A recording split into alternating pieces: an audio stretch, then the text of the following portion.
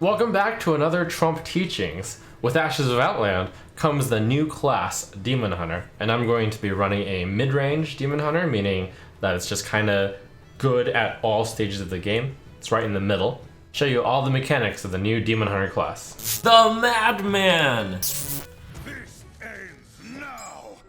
You dare speak to me? The art of a mid-range deck is to try to play stuff on curve each turn. Ideally, Battle Fiend into Umberwing, into Satyr Overseer, and to Ash Tongue Battlelord. That's the dream. Given that those are none of those, well, I mean Satyr Overseer, but Satyr Overseer wants to have Twin Slice or Umberwing. I would probably keep Overseer with one of those, but without, then you'd like to toss them back. Worth mentioning is that a card in your mulligan on the left side with Outcast is a card you may want to keep as a priority because that's already starting on the left side.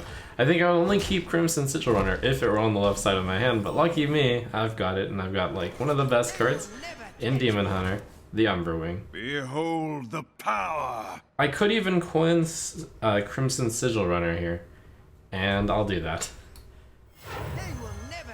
Demon Hunters get that bonus. Sometimes when you draw that Outcast on your right, you want to just get it done right away. That's not necessarily as good as it looks, by the way. I was considering not playing it because the coin will help smooth out the mana curve as well. This I-Beam is going to be pretty difficult to play as the Outcast because in order to do so, I have to get through the Priestess of Fury and then the Skull of Gul'dan. And again, the Skull of Gul'dan is going to be a little bit hard to play because I have to get through the Priestess of Fury. So the Demon Hunter with Outcast cards, you have to really consider your upcoming turns. It's a little bit of a puzzle getting those Outcast cards to your left. Like, it's a really high priority to play Priestess of Fury, this one, on 7, for example.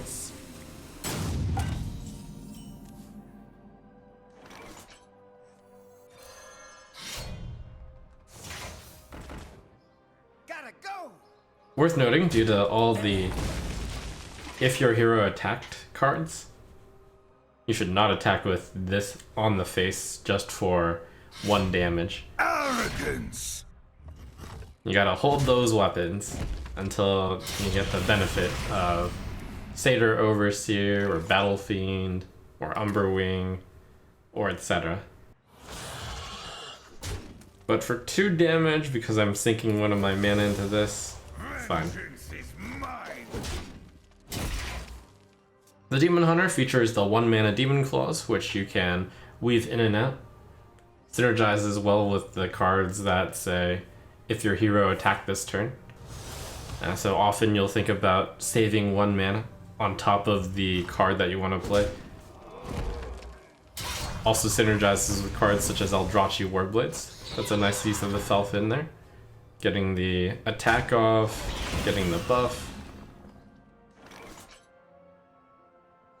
On my side, I get to play that Overseer. I have a charge of the weapon, but I did have the mana to press this button. Useless in this case. Vengeance is mine. And that slides the I-Beam over to the right, which is fantastic. Really efficient removal there. A little bit of health gain, which is useful for the Demon Hunter because you lose so much health by attacking enemy minions. And that is the priority, generally, in a mid-range deck. Keep things clear. You do have to recognize what you're up against. In a control deck, you might be more inclined to hit the face as opposed to clear. But against a similar deck, clearing tends to be good.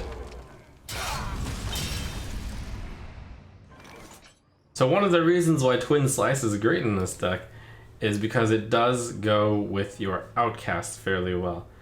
Now this is a little bit awkward because I don't have an answer to Fellblade, but this lets me cast my Skull of Gul'dan. So I'm basically wasting that in order to get the Skull of Gul'dan to my right, get the Outcast. Poor warlock. And hey, Umberwing is that 3rd damage I need. Vengeance is mine. Now normally I would rather not play Skull of Gul'dan that early. I would rather have played a proactive 5-drop, but given that was the only realistic choice, that's a fine play. And it's gonna set up a pretty crazy turn 6. as we get our Dormant. Dormant, new mechanic with this set. Play it, and then it wakes up in 2 turns. When Imprisoned Antane, normally costing 5, wakes up, it deals 10 damage, which is pretty crazy. This will be fun! I do want to get this clock started, so I will play that. It'll end up waking up 1 turn after this 1/1, whatever. And I think I'll use Metamorphosis to just clear this fella. Fun fact with Metamorphosis, because of the way the hero power refreshes, you can use this and then you can play Metamorphosis, and then you can use the new hero power. And the same the other side down too.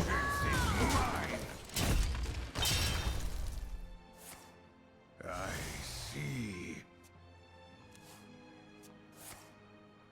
I see. Weld it down, lock it up. You got me. But can you see the secret of why mid-range Demon Hunter is so powerful? You play these powerful curves on curve and let them go to work. Darn, didn't finish that off. But 3 and 3 is the expected split there. Those without eyes truly see. They will never catch me. So playing the leftmost Priestess of Fury has unlocked the ability to get that Skull of Gul'dan played on the Outcast. And while you would like to play this as Outcast, obviously, it is worth mentioning that in any mid-range deck, you typically still want to play the proactive cards before you play the card-drawing cards. Skull of Gul'dan's a little different because you could think of this as a bit of mana ramp. You spend 5 mana, you potentially get a card reduction cost of 9. With that, you may want to consider what cards exist in your deck. In this case, my deck's pretty big, so I'm probably going to get a pretty substantial mana discount.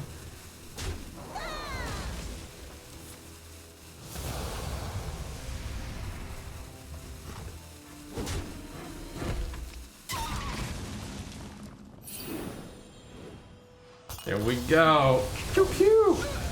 What a powerful wake-up effect. Alright. Poor warlock. Okay, another Imprisoned Antane. One of these guys. Stop, he's already dead. One of the Demon Hunter weaknesses, by the way, is that they don't have that great of board clear in the usual deck, so one of the ways to potentially beat them is to go really wide, play a bunch of small things. They also don't necessarily have that great of hard removal, so playing big stuff is also a way.